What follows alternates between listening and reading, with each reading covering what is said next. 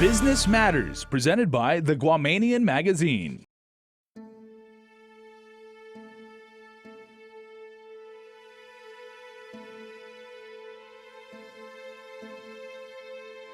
Guam recently mourned the loss of another business icon, Ada's trusted investment founder Pedro Pete Palomo Ada Jr. Born in 1930, Pete Ada learned about business from his parents, the late Pedro Sr. and Maria Ada, the founders of the Ada's Markets grocery store chain.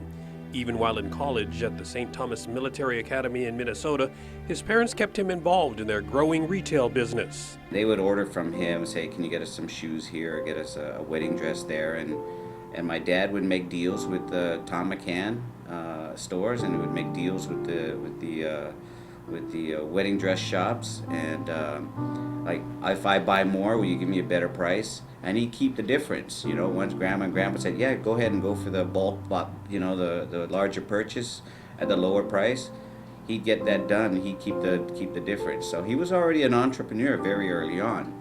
Peter Sonny Ada said his dad's business career was sidetracked when he enlisted in the Air Force right after graduation.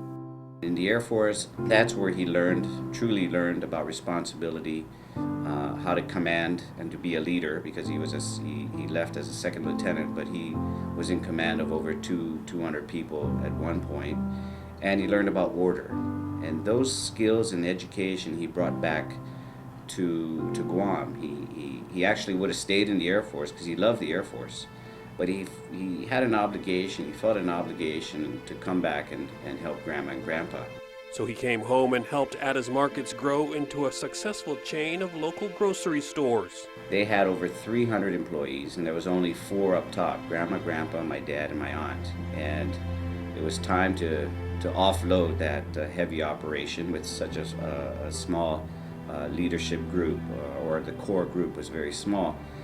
And so they sold the business. This was in the mid-70s. They sold Ada's Markets to the Seiyu group from Japan, and they became Ada Seiyu Market. So we kept the real estate, but sold the operation. On the advice of his mother, Pedro Ada created Ada's Trust and Investment, and that's when he really flourished. He loved to develop. He enjoyed seeing a structure go up from dirt to a building. And he really he brought a lot of ideas from the States, and many of the buildings were really developed from ideas he saw abroad, and he took pride in what he did. He took pride in the buildings that he built. And he also began investing in other promising local businesses. He is one of the biggest shareholders in the Bank of Guam and is the founder of regional insurance company Nanbo's. But he never forgot his military service and what it taught him. That's why he single-handedly secured the ROTC program for the University of Guam. I think initially it was he was trying for the Air Force because he was partial to the Air Force, but there was no program available. But the Army was willing to establish an ROTC program at the university, and really that was my dad was the one who pushed for that. He got it through, and you see leaders today in the community that graduated from that ROTC program. Pete Ada's other passion was for fine cars. He would save money on the side to pay for his dream rides. He's had Rolls Royces, he's had Bentleys, he's had Maseratis, he's had Jaguars, he's had Porsches, but I think at the end the Mercedes was always his favorite. He's had from the Cadillacs as well, and a few other American brand cars, but the Mercedes-Benz, he would like to say you didn't have to add a thing to the car. It was already perfect. What is much less well known was his philanthropy, which he did with little fanfare. It's a lesson he learned from his parents and preached to his own children. He teaches us that you give back to the community that you've made your money in. It's only right that you share back with the community. And there's a lot of people less fortunate, and so if you've been blessed, then you share with other folks.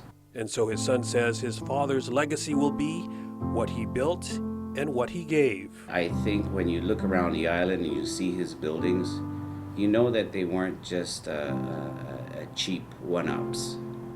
They were thought of, they were there to make make money for the company, but they were also there to contribute to the community. And I think Dad, as I'm finding out more and more, he's given a lot. He's given a lot that I didn't even know he gave.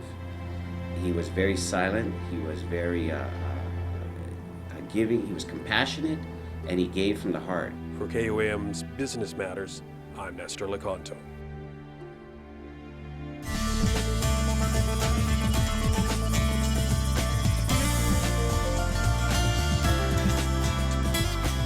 Business Matters, presented by the Guamanian Magazine.